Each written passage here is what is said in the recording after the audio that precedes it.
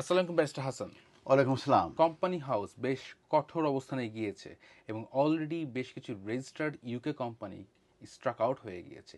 এই সম্পর্কে আপনার কি নতুন তথ্য আছে? এই ব্যাপারে যে নিউজটি আমরা পেয়েছি সেটা হচ্ছে 17 জুলাই 2025-এ, এবং সেখানে বলা হচ্ছে যে কোম্পানিজ হাউস ক্র্যাকডাউন এবং 11,500 ফার্মস স্ট্রাক অফ। এটি একটি টু-ডে কোম্পানিজ হাউস এনফোর্সমেন্ট, যেটা ব্লেডস টিমস, যেটা মূলত Met office, city of London police, south police office এবং HMRC, তারা 11 লোকেশনে তারা মূলত অপারেশন চালায় এবং ওভার 11,000 ইউকে ফার্মস, এগুলো কোম্পানি হাউজের যে রেজিস্ট্রেশন থেকে তারা স্টক অফ হয়ে গেছে ওভার দ্য পাস্ট ইয়ার, 1 বছর ধরে। এবং এটা সম্ভব হয়েছে following a coordinated crackdown on corporate structures. এবং এটার কারণ যেটা, যে ওইসব কোম্পানিগুলো প্রতি সাসপেক্ট করা হয়েছিল যে তারা ফ্রড ফ্যাসিলিটেট করছিল, মানি লন্ডারিং করছিল এবং আদার ইকোনমিক ক্রাইম তারা করছিল। এবং আমি যেটা বলেছি, 11 লোকেশনে এই যে অপারেশনগুলো চলে, এবং এই অপারেশনগুলো চলার পরে তারা 11,000 এই ইউকে ফার্মস, যেগুলো কোম্পানি খুলে তারা বিভিন্ন রকমের এই অপকর্ম করছিল, ক্রিমিনাল অফেন্স করছিল, তাদেরকে স্ট্রাক আউট করে দেওয়া হয়েছে। এবং আমি যেটা বলেছি, এটা কিন্তু মূলত মানে লিডিংয়ে যারা ছিল সেটা ন্যাশনাল ইকোনমিক ক্রাইম সেন্টার ছিল, এবং এদেরকে সাপোর্ট করেছিল national crime agency, company house, HMRC এবং সেভারাল ইউকে পুলিশ ফোর্সেস। এবং তারা টার্গেটেড করেছিল বিভিন্ন ধরনের ফার্মসকে যারা ফেল করেছিল যে রেজিস্টার্ড অফিস যে রিকোয়ারমেন্ট আছে সেটা মিট করতে আন্ডার দ্য কোম্পানিজ অ্যাক্ট 2006-এর। তো পুলিশ এবং এনফোর্সমেন্ট অফিসার তারা মূলত ফোকাস করেছিল তাদের, এবং তারা অ্যাটেনশন দিয়েছিল on suspicious company formation, agent and high risk addresses, এবং এটা সারা ইউকে জুড়ে। এবং সাম কেসেস তারা সেই প্রিমিসেসগুলো ভিজিট করেছে।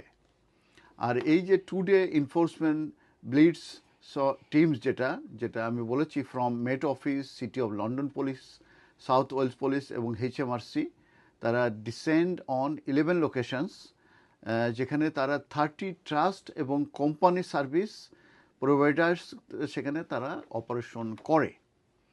এক্সাম্পল হিসাবে তারা বলেছে, এই যে আমি নিউজটা বলছি, যে এই অথরিটি যারা এই অপারেশনগুলো করেছে তারা ফাইন্ড আউট করেছে যে বিটুইন 4,000 অ্যান্ড 5,000 বিজনেসেস যারা যারা রেজিস্ট্রেশন করেছিল একটা সিঙ্গেল অ্যাড্রেসে, ইন লন্ডনের একটা অ্যাড্রেসে, তার মানে একটা সিঙ্গেল লন্ডনের অ্যাড্রেসে 4 থেকে 5,000 কোম্পানি বিজনেস তারা রেজিস্ট্রেশন করেছিল তাদের অ্যাড্রেস কোম্পানির হাউসে।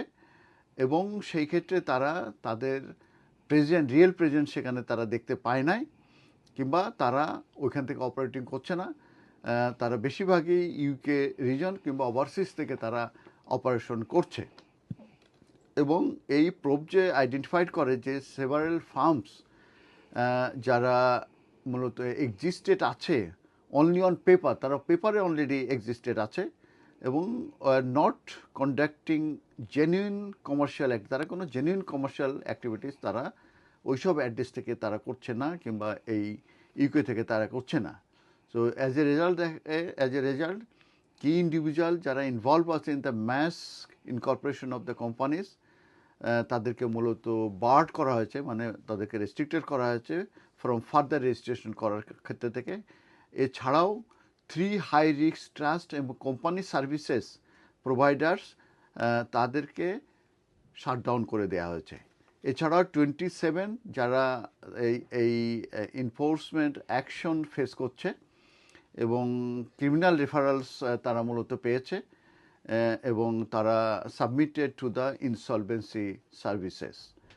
তো আমি যেটা বলবো সেটা হচ্ছে যে এই কোম্পানি হাউজে কোম্পানি রেজিস্ট্রেশন করে তারা এই দেশে অ্যাক্টিভিটিস করছে না, এবং তারা বিভিন্ন ধরনের এই মানি লন্ডারিং, তারপর ফ্রড, তারপরে আদার ইকোনমিক ক্রাইম করছে, সেটাই তারা ফাইন্ড আউট করছে। এই যে যারা এই অপারেশনে ছিল, আমি যেটা বলেছি, HMRC সহ অন্যান্য মেট পুলিশ সহ সবাই মিলে।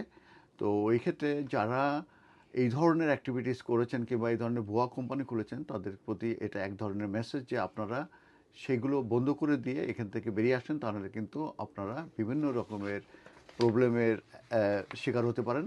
এবং আরেকটি নতুন আইন প্রণয়ন করা হয়েছে যে যারা ডাইরেক্টর হবে তাদের যে আইডি সেটা ভেরিফিকেশন হবে। অতএব শুধু কেউ ডাইরেক্টর হলেই হবে না, ডাইরেক্টর হওয়ার পরে তাদের আইডি ভেরিফিকেশন হবে, এবং এই ভেরিফিকেশনটা তাদের সাকসেস না হলে তাদের সেই কোম্পানি কিন্তু রেগুলাইজ হবে না।